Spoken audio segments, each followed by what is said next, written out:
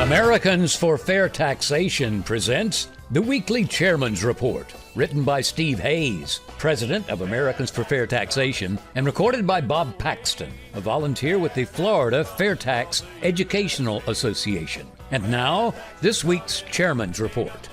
Hello, I'm Bob Paxton with the AFFT Chairman's Report for Friday, December 19th, 2025. Today's Chairman's Report is guest written by retired Congressman John Linder. John was the lead sponsor for the FAIRtax from its introduction to when he retired from Congress. Mr. President, replace the income tax with the FAIRtax. President Trump's successful election to a second term was also the 50th anniversary of my election to the Georgia House of Representatives. Now, I've been around politics a long time, and no one in my lifetime, not even the sainted Ronald Reagan, accomplished as much fundamental change in 8 years as Donald Trump accomplished in 10 months. President Trump has used the power of his personality and his office to put in motion the resolution of conflicts all over the world. He's achieved a realignment in the Middle East that we were told was an unachievable goal. The president has made permanent tax provisions that provided relief to the middle class that the media assured us couldn't be done. And in doing so, he brought substantial tax relief to service workers, hourly employees, and people who rely on Social Security for their retirement. One of the most important of the president's promises is to end the crushing burden on the economy and freedom caused by the income tax and its enforcer, the Internal Revenue Service. The disclosures of IRS abuses of conservative groups in 2010 through 2013 should have been enough to shut them down, but the IRS survived to leak President Trump's tax information at a politically convenient time, and it also leaked the tax information of prominent wealthy taxpayers. But the IRS's most damaging activity is not their illegal political stunts, but the legal consequences resulting from our income tax laws. The price we pay for every loaf of bread carries the tax costs of every company that it took to get that bread to your table. That includes fuel suppliers, refiners, ore miners, steel makers, tractor and truck manufacturers, as well as the bakers, distributors, and grocery stores. Each company pays Social Security taxes for their employees and federal income taxes on their profits, and these increase the cost of their products and thus increase the price that we pay for them. A study has concluded that the embedded cost of the IRS is, on average, 22% of the price charged to consumers. Yet, perhaps even more costly is the impact that the IRS has on the decisions those companies make on a daily basis. The management of a business is focused on the customers, employees, and owners of the business. But sitting in the front row of that boardroom is the IRS tax code shading every decision they make. So what does this do to our companies that are competing in the global markets? Our competing nations have a value-added tax. Now, that's a tax where each company that participates in making a product pays a tax on the value they add to that product. And when they sell us an automobile, the VAT is refunded at their border, and it arrives in our showrooms with no tax burden to compete with our automobiles, which have a 22% tax component embedded in the price. Now, that is a huge price disadvantage for the United States. The tax component in our price system works against us when we ship into their markets as well. Now, there's a simple way to fix this. You abolish the IRS, repeal all taxes on income and on our ability to transfer assets to our loved ones. Gone are income taxes, payroll taxes, business taxes, gift taxes, and death taxes. In their place will be a one-time tax on personal consumption of new goods and services collected at the point of sale. Now, no one will know how you earn your money, how much you earn, or how much you spend. No agency of the government will know more about you than you're willing to tell your children. This changes the world. If we eliminate all taxes on capital and labor and tax only personal consumption, every company in the world will build their next plant in the United States. When Bill Archer was chairman of the Ways and Means Committee, he liked to quote a study of a large number of foreign corporations.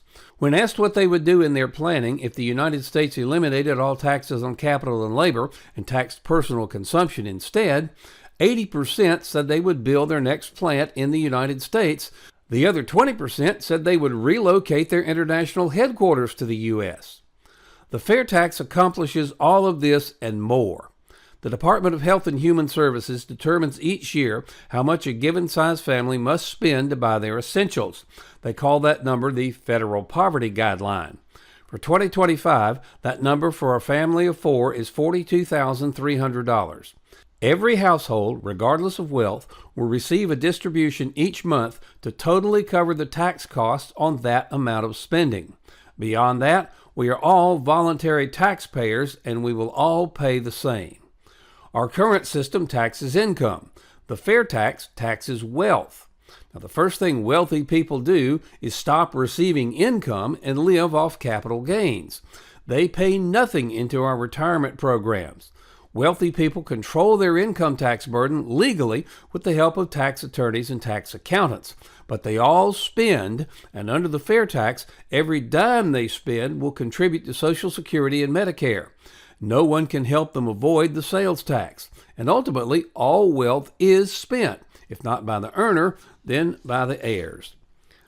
That which is in the banks and markets in the meantime will be borrowed by us to create businesses and jobs. All legal and illegal visitors will also contribute. So will the $3 trillion underground economy. But what will overwhelm those sources will be the $20 to $30 trillion in offshore financial centers that will come to the U.S. I once asked Alan Greenspan how long it would take to see that money back in our markets and banks. He said, months. In our country, fundamental change requires economics to take a backseat to politics, and the politics is on the side of the FAIRtax. In Georgia, several candidates are promising to eliminate the state income tax. We commissioned Insider Advantage to conduct a poll of Georgians to test their support for the national FAIRtax.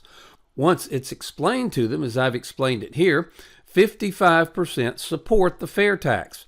Republicans support it at 63%, Democrats at 49%, support among blacks is 56%. And then there's this. In the 2004 election, several candidates ran on the FAIRtax and won. The following June, Democrat leader Nancy Pelosi and their budget leader John Spratt held a press conference to trash the FAIRtax. A roll call article repeated all of their talking points and then closed with a quote from senior Democrat staff member. If the American people ever catch on to how simple and fair this is, we're toast. President Trump must add the FAIRtax to his many successes. With no income tax, your take-home pay will rise, and with no tax component in the price system, prices will fall.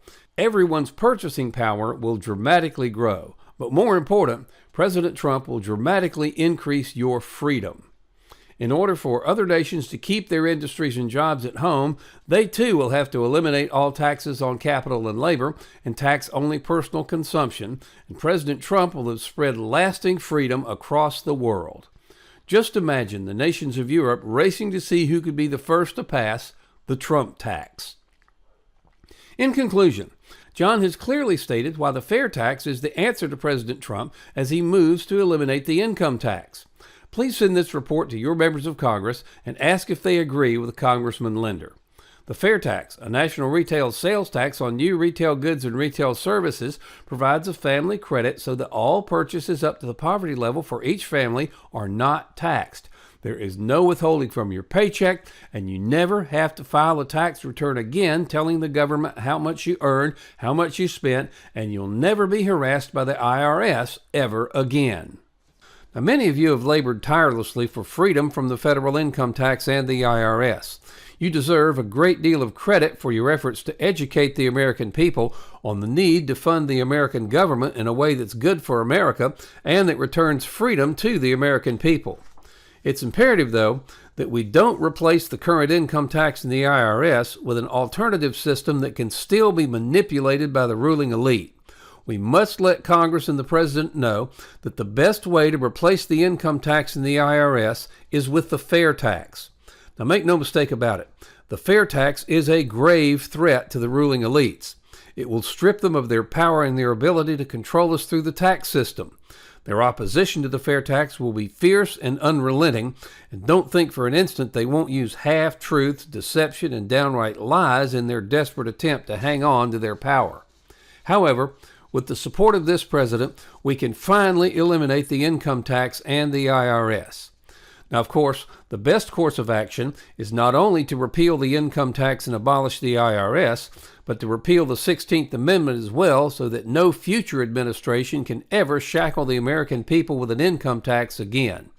We must come together and ensure that real tax reform, the fair tax, is not subverted by the elites in D.C. This will take the diligent efforts from all of us. We need your financial assistance, and we need your grassroots assistance. Now, if you have contacts that will allow us to get more information about the fair tax to President Trump, please let us know. Also, please email us at info@fairtax.org, and we'll give you some options on how you can best help us.